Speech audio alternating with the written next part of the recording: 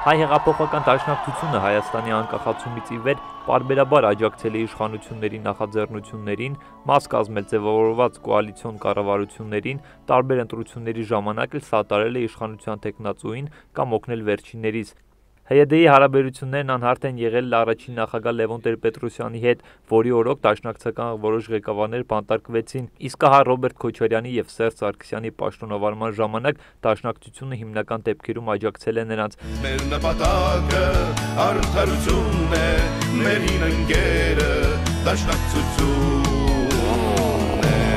Դեռ 1990 թվականին ձևավորված Գերագույն խորհրդի առաջին գումարման ժամանակ դաշնակցությունը խորհրդարանում ուներ 15 հոգանոց պատգամավորական խումբ։ Մեկ տարի անց նախագահական առաջին ընտրություններում ՀՅԴ թեկնածուն Սոս Սարգսյանն էր, ով ընտրության արդյունքում հավաքեց 4,3% ձայն։ 1994 թվականի դեկտեմբերին ազգային անվտանգության կողմից բացահայտվեց ՀՅԴ-ին կից գործող դրո ահաբեկչական խումբը, որին մեղադրանք էր առաջադրվել բանդիտիզմի, ծանրացուցիչ հանգամանքներով դիտավորյալ սպանությունների, թմրանյութերի վաճառքի ու ապօրինի զենք զինամթերքի պահման հատկանիշներով։ Ձերբակալվածների թվում էին դաշնակցականներ Հրանտ Մարգարյանը, Գեղամ Մանուկյանը, Արսեն Արթրունին ու Արմենակ Մնջոյանը։ Մեկ տարի անց հայտնաբերվեց ու ձերբակալվեց դաշնակցականների մեկ այլ խումբ, որի անդամներն էին Վահան Հովհաննիսյանը, Արմեն Ռուստամյանը, Տիգրան Ավետիսյանն ու Մամվել Եղիազարյանը։ Քրեական այս գործը ստացավ 30+1 անվանումը, ու ինչպես տարիներ անց հայտարարեց Տեր-Պետրոսյանը, այս գործը բացահայտել է այն ժամանակվա ազգային անվտանգության նախարար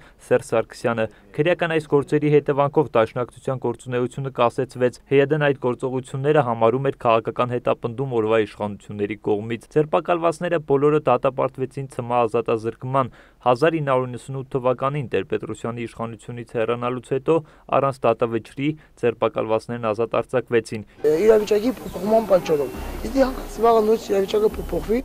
Բայց մինչ այժմ այս քրեական գործերով մեղադրյալներից Արսեն Արթրունին ու Արմենակ Մնջոյանը բանտում են, իսկ ազատ արձակվածները ՀՅԴ բարձրագույն ղեկավարության կազմում։ Մենք մենաբանան քեզ վստահել, նույն դժվար ճամփով քեզ հետ անցել, ողողին կանգնել, քեզ հավատացել, մենք քեզ հետ վստահ ենք պես կասել։ 1998 թվականի նախագահական ընտրություններին դաշնակցությունը սատարեց իրենց ազատ արձակման թիկունքում կանգնած Ռոբերտ Քոչարյանի թեկնածությունը։ Երկրորդ գումարման ազգային ժողովում դաշնակցությունը ունեցավ 10 հոգանոց խմբակցություն։ 2003 թվականին դաշնակցությունը նորից սատարեց Ռոբերտ Քոչարյանին, վկայակոչելով նրա վարած սթափ ու վճռական քաղաքականությունն ու տնտեսության մեջ առկա դրական տեղաշարժերը։ Նույն թվականին կայացած ազգային ժողովի ընտրությունից հետո դաշնակցությունը, Օրինաց երկիրն ու Հանրապետականը կազմեցին կոալիցիա, իսկ դաշնակցական Վահան Հովհաննիսյանը դարձավ ազգային ժողովի փոխնախագահ։ Դաշնակցությունը պաշտպանում էր 2005 թվականի սահմանադրական փոփոխությունների գործընթացը, հայտարարում, որ այդ փոփոխություններից հետո կբարձրանա խորհրդարանի դերը։ Ակիտ ձախից եկել են շատ շատերը, սուտ խոստումներ տվել, փոխել իրենց գույները։ Մեզ միացողը եղբայրությունն է, մեր հին ընկերը դաշնակցությունն է։ 2007 թվականի դաշնակցությունը դարձյալ հայտնվեց խորհրդարանում, իսկ 2008 թվականի նախագահական ընտրություններում հանդես եկավ առանձին նախագահի թեկնածուով։ Այդ թեկնածուն Վահան Հովհաննիսյանն էր, ով ընտրությունների ժամանակ հավաքեց 6% ձայն։ Մարտիմեկյան ողբերգական իրադարձություններից հետո ՀՅԴ-ն ՕԵԿ-ի, Բարգավաճ Հայաստանի ու Հանրապետականի հետ դարձյալ կոալիցիա կազմեց։ Կոալիցիոն կառավարության ձևավորման շրջանակներում դաշնակցությանը բաժին հասան գյուղատնտեսության, կրթության եւ գիտության ու աշխատանքի եւ սոցիալական հարցերի նախարարության պորտֆելները։ 2008 թվականի նախագահական ընտրություններից հետո սկսված բողոքի զանգվածային ալիքի ու մարտիմեկյան իրադարձությունների մասին խոսելով դաշնակցական Հրանտ Մարգարյանը հայտարարեց, թե երկրում տեղի ունեցածը գունավոր հեղափոխության փորձ էր, ապա համաժողովրդական շարժման թիկունքում օտար ուժերի առկայության մասին բարձրաձայնեց ու շեշտեց, թե իրենք թիկունք են կանգնել պետականությանը։ Կոալիցիա կազմելուց մեկ տարի անց ՀՅԴ-ն լքեց այն հայ-թուրքական արձանագրությունների պատճառով, սակայն ՀՅԴ-ն այդպես էլ չպահանջեց հայ-թուրքական արձանագրությունների նախաձեռնող Սերժ Սարգսյանի հրաժարականը։ Հետայսու հայ-աղբական դաշնակցությունը Հայաստանի քաղաքական դաշտում գործելու է նոր ընդդիմադիր ուժի կարգավիճակով։ Այս հայտարարության հիմքով մեր բոլոր քաղաքական եւ հայեցողական պաշտոնյաները ներկայացնում են իրենց հրաժարականի դիմումները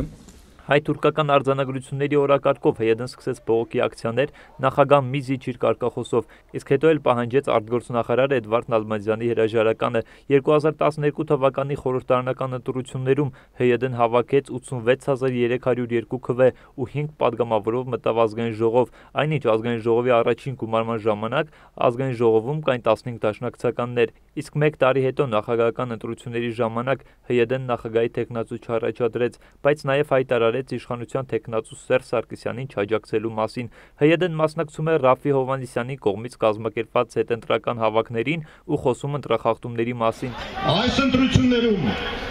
մեր ժողովուրդը հույս նշմարեց եւ դրա մարմնավորողը եղավ Ռաֆին։ Ռաֆին հանդիպել է մեզ հետ, քննարկել ենք ստեղծված իրավիճակը։ Մենք օրինական, սահմանադրական ճանապարհով ընթանալու եւ իրական շոշափելի արդյունքների հասնելու կողմնակից ենք։ Իսկ տարիներ առաջ արտգործնախարար Էդվարդ Նալբանդյանի հրաժարականը պահանջող ՀՅԴ ղեկավար կազմի անդամ Վահան Հովհաննիսյանը Սերժ Սարգսյանի հրամանագրով նշանակվեց Գերմանիայում Հայաստանի Հանրապետության արտակարգ եւ լիազոր դեսպան, իսկ մինչ այդ էլ մեկ այլ դաշնակցական Հրայր Կարապետյանը նշանակվեց Սանկտ Պետերբուրգի եւ Ռուսաստանի հյուսիսային շրջանների հյուպատոս։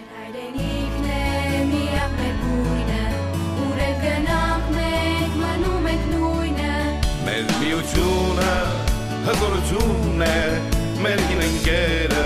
դաշնակցություն է։ 2014 թվականից դաշնակցությունը խորացրեց իր համագործակցությունը ազգային ժողովում գործող ոչ իշխանական ուժերի Բարգավաճ Հայաստանի, Հայ ազգային կոնգրեսի ու Ժառանգության հետ, ձևավորվեց ոչ իշխանական քարյակը, դարձյալ հիմնական նպատակ ունենալով ամբողջական իշխանափոխությունը։ Քարյակի գործողությունները թափ հավաքեցին այն ժամանակ, երբ քննարկվում էր կուտակային կենսաթոշակային համակարգ ներդնելու հարցը։ ՀՅԴ-ն հայհոյանքներով էր պատասխանում անգամ իշխանափոխության հնարավորությանը թերահավատորեն վերաբերող հանրապետականին։ Մենք էլ այդ բառերը տիրապետում ենք եւ իրան ասենք, եթե օրինակի համար ղալաթ ես անում, չատլախ չնեղանա։ 2014-ից ավելի բուռն կերպով սկսվեց քննարկվել Հայաստանում սահմանադրական փոփոխություններ իրականացնելու գործընթացը։ Ոչ իշխանական 3 ուժերը Հայ ազգային կոնգրեսը, Բարգավաճ Հայաստանն ու Ժառանգությունը կտրուկ դեմ էին այս փոփոխություններին, իսկ ՀՅԴ-ն դրա ջատագովներից էր, հայտարարում էր, որ ամեն ինչ անելու են, որ այդ փոփոխությունները կյանքի կոչվեն, քանի որ դրանք փրկության դուռ են բացում Հայաստանի համար։ Ի վերջո այն ժամանակ, երբ ոչ իշխանական ուժերը որոշեցին համապետական հանրահավաք անցկացնել, ՀՅԴ-ն հրաժարվեց դրան մասնակցելուց սահմանադրական փոփոխությունների շուրջ անհաղթահարելի տարաձայնությունների պատճառաբանությամբ եւ լքեց քարյակը։ Այս փաստաթուղթը մեզ բավարարում է, թեև կրկնում եմ, մենք ունենք դեռ բազմաթիվ առաջարկություններ եւ մենք ամեն ինչ անելու ենք եւ քարոզչական առումով եւ հանրության հետ հանդիպումների մասնագիտական քննարկումների առումով,